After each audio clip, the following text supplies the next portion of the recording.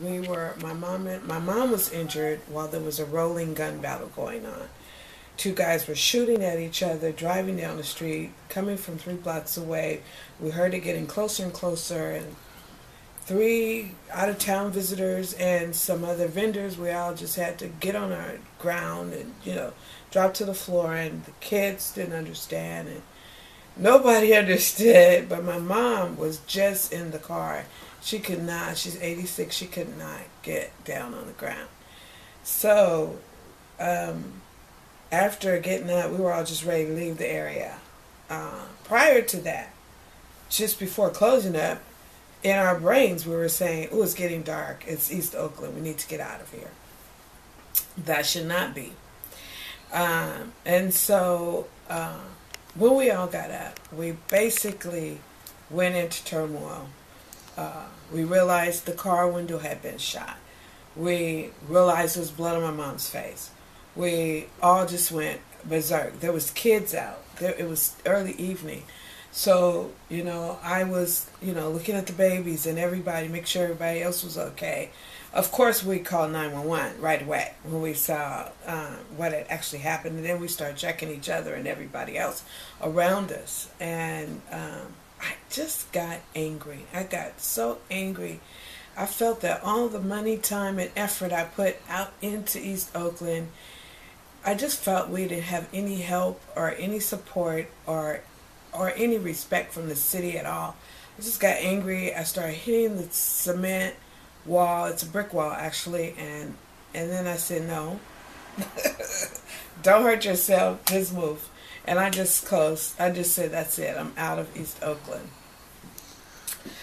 I don't know if I committed business suicide or not, but that's not the point. I was just frustrated and angry and left.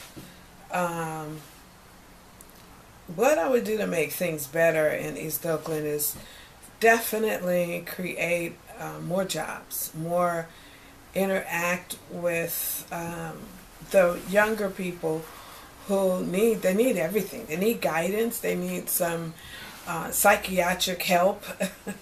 Or us as leaders need some skills in dealing with emotionally drained people, and because there's got to be a lot of anger, too much tension. Anything will set anyone off, and people shoot over the smallest things. So there's something to that I don't know, and so maybe we all need to take some classes and learn how to deal with that. And we can bring that to the community. It's really, it's just scary. And I felt also at the same time, when I heard the news that the little baby, I think baby Hiram, had just gotten shot. He was in his dad's arms. And then it was the old lady, which happened to be my mom. And then, this was a sequence of report. The little baby, the old lady, and now Oakland gets $10,000 to fight crime. So it made me feel like you guys, the city, aren't doing anything to combat the crime until you get money. So it just drove me crazy, and I just need to take a break from it all.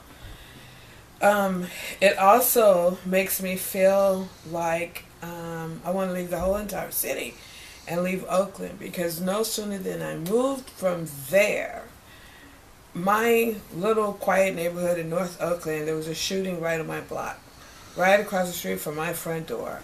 So that just blew me away. It's like, and I knew it's everywhere, and I know it's everywhere, and I knew it could be anywhere. Anything could happen at any time. In another city, and anywhere. But it just had the sense and the feeling that the city is not really focusing on the crime and just throwing little band-aids here and there, but there's no real solution. Everyone is so into themselves and making themselves look good and their lives look good, that they're not focusing on all the surrounding, each community out at large. So it makes me really want to leave the city of Oakland. How long have you been a resident? Been a resident. I actually was born and raised in Oakland. I moved away from Oakland.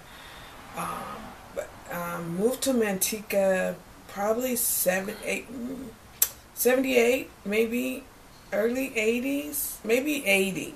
I moved away and I came back in 92. So I was gone for 12 years and then come back to Oakland, and I actually went into culture shock when I came back. Things were so different and I was in awe. Couldn't believe it. There was no sense of community at all.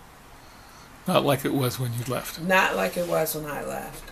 When I grew up, my whole neighborhood, and I lived in Brookfield Village, which is, I guess, horrible, but I don't think it's horrible because everybody I grew up with, we sort of, I can't say we're successful, but we're sort of mindful of our lives. And so you mean down there in 98th? Yes. Okay. Yeah, everyone I grew up, I mean, sure you have one or two misfits, but most of the people as I see people in our adults stages, everybody's mindful and taking care of their homes and children and families and, doing what having normal lives. This other stuff is just not normal. I don't know if it's called savages. I don't know if it's all out of order. Something's wrong. A lot of it is drugs. A lot of it is parents missing out of the homes. A lot of it is these kids are just total angry at probably parents missing out, not having everything that they see others have had. And so they grow up and they think that they can take up arms and the bullet solves the problem, and it does not solve the problem. It just makes things worse.